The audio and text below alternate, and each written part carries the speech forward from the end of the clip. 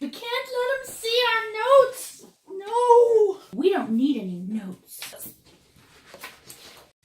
Oh my God. Hello.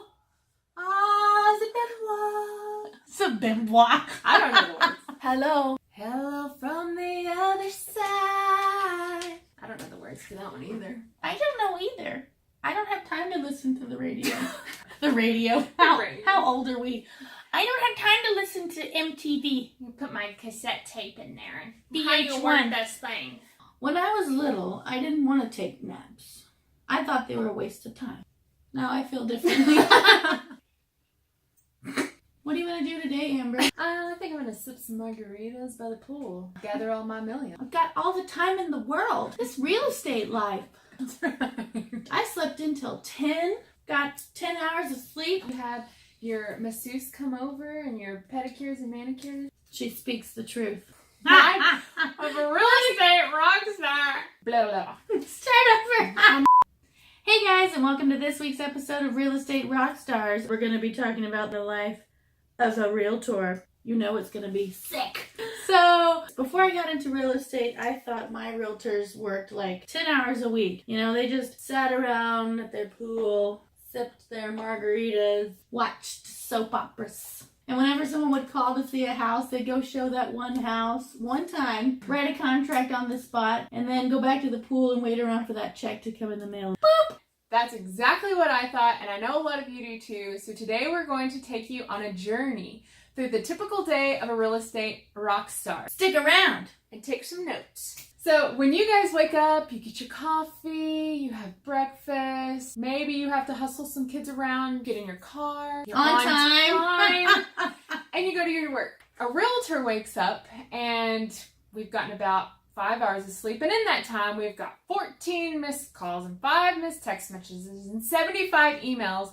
So instead of taking a leisurely breakfast, I'm negotiating my latest contract on the toilet. That's right.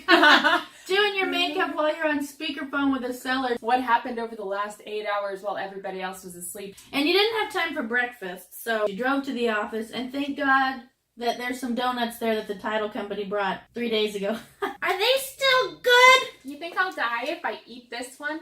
Not everything that we do throughout the day actually directly makes us money. A lot of it involves like administrative tasks, things that we have to do in the office or on the phone. Completing, submitting documents, forms, contracts, offers, putting those together. I know that when people say, I'm ready to make an offer, they just think we send them over a piece of paper. We have to fill this contract out, researching information on the property to input into the contract, getting information from those clients to input into a contract, getting information from the appraisal district to put into the contract. So it takes several hours to put that information together. So if your realtor says, you guys go have lunch or dinner while I put this together, that's why. And then we have to coordinate appointments, call clients, set up showings, go and meet them at showings, set up open houses, do the open houses, schedule the open houses. Get feedback from the open house. And then meetings with clients. So whether we're meeting with buyers, sellers, listing appointments, buying appointments, distribute, create ads, flyers, marketing material that we have to pass out, put together contracts, and get it into a filing system. So some offices have paper filing systems. Our office, thankfully, has a digital filing system. So we have to put all of that in so we keep our manager from wringing our necks. She's like a hawk. Then we have to create budgets, monthly budgets, what we're going to spend on marketing, ads. We have ads that go out in newspapers, magazines, digital ads, social media ads. We have to put all that together. And then developing those marketing plans for listings. You know, those babies don't sell themselves. So we have to, with each property, come up with a marketing plan. How are we going to sell that property? How are we going to let people know that it's there? Photographs, all of that. We're not finished. Oh no. We have to manage and maintain our client bases. Clients that we're working with right now and clients that we've worked with in the past. All of them have to stay in contact. We have to stay in contact with them. If it's clients we're working with now, it involves calling them, staying in touch, sending them emails, answering their calls, returning their calls. And then for past clients, staying in touch with them, letting them know what the market looks like, what their house looks like, market value now. So we're still maintaining communication with those past clients, which takes quite a bit of time. And then we're doing research work. So on the listings that we do take, we don't just like go down in the bucket and pull up a number and oh, we have the price, or say, hey seller, what do you want for that house? And we'll list it at that. We have to do research. So we have to go back in time all the properties that have sold within the last, say, 12 months, put together a CMA to help determine the market value of that property. So that takes quite a bit of time to do. Then we have to respond to emails, phone calls, messages, text messages. What she said about what we wake up to, that's pretty accurate. I mean, every day our phone blows up. I think my record so far was 70 phone conversations in one day. 70. I don't know if I've ever counted mine. That would be interesting to do. So then, on top of that, we still have to maintain our branding image. So updating our websites, social media profiles, all of those things for marketing where people can find us. Do you hear my phone going off right now? It's going off! Get it! She's got a real life call from a real life client. So those are activities that don't directly make us money, but they're critical, essential for having a successful real estate business. And because those activities can take a lot of time, some realtors or real estate agents hire an assistant. Right now we just kind of do everything ourselves, which is why we look this way. I woke up like this. So the next thing that realtors do if they are trying to have a rockin' business is lead generation. Okay, so without buyers and sellers, there would be no transactions. The way that most successful real estate agents do this is through people that they already know. These are friends, family members, coworkers, people they go to church with, getting out and just socializing at different organizational events, volunteering. What are some ways that you like to lead generate? Well, my sphere of influence really is probably the bulk. Probably 90% of my transactions are from referrals, either from past clients, people I know. So our sphere of influence is very important to us. Most people will sell or buy property in their lifetime. So every single person that we meet is a potential client in the future. It might not be tomorrow or next year, but in the next 5 years, as long as we maintain a presence in their lives, as long as they know what we do and that we're rock stars at doing it, we are going to send you text messages, phone calls, emails. We might send something to your home just to try and keep in front of you so that you know that whenever it's time and you need help buying or selling property, you know who the best is. And then after the first contact is made, if it's a new lead, we have to maintain contact with them. So we're sending out listings, we're scheduling appointments with them, we're just trying to create some kind of relationship at first. And that's very, very time consuming, especially in a market where you know that there are other agents that are trying to do the exact same thing. So setting yourself apart, maintaining that relationship and being personable and a real human being is what I find to be the most effective. Showing people that you care and that you're concerned with helping them find their wants and their needs. That's a big deal for me, and maintaining my sphere. So next is working with those clients. So once we've captured that buyer, captured that seller, or been referred to that client, now we got to work with them. We got to do something with them. So whether we're working on behalf of a buyer or a seller, we typically spend some time each day in direct contact with clients, okay? So a seller's agent, for example, may spend time preparing a listing presentation, delivering that, taking photos of the property, getting ready to go to market. If you're listing with us, we have pre-marketing stuff to do. So we're not just sitting on our thumbs till it goes on MLS.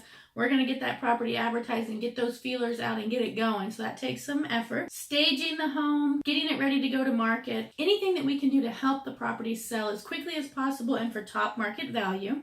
A buyer's agent, on the other hand, may spend time going through listings, trying to find comparable properties to compare to a property that a buyer is looking for, and then creating that CMA. So there's some effort that's involved from your agent on getting that offer prepared. It's not just, okay, let's put an offer in and pick a number. There's some research that has to take place. And then meeting with those interested buyers to pull up that offer, get that offer drawn up and sent over, which does take quite a bit of time as well. We also accompany our clients to inspections, any meetings with lenders, go to their closings, any activity where we're required to be there or even just requested to be there. Sometimes you just want your realtor there to kind of hold your hand through the process. The other thing is our phones and our emails are going off 7 days a week. So we get calls on holidays, weekends, when we're on vacation, when we're sick. So if you leave a message for your realtor and they don't call you back right away, that's probably because she's calling 30 other people back in the meantime. Most real estate agents work under the umbrella of a designated broker, and this will mean that they're probably associated with an office full of other real estate rock stars. And so we have a lot of meetings. We'll have coffee and we'll eat, but we will also hear about all the upcoming listings that are happening in the office, go on property tours, hear what other people have that they're looking for. They've got buyers with needs, specific wants, and maybe we have a listing that meets that needs and we can connect those buyers buyers and sellers. We'll also keep up on the latest Texas Real Estate Commission document, letting us know of any changes that are coming up, keeping us in the know. We'll hear from all kinds of experts in our field. They'll come in and talk to us, present,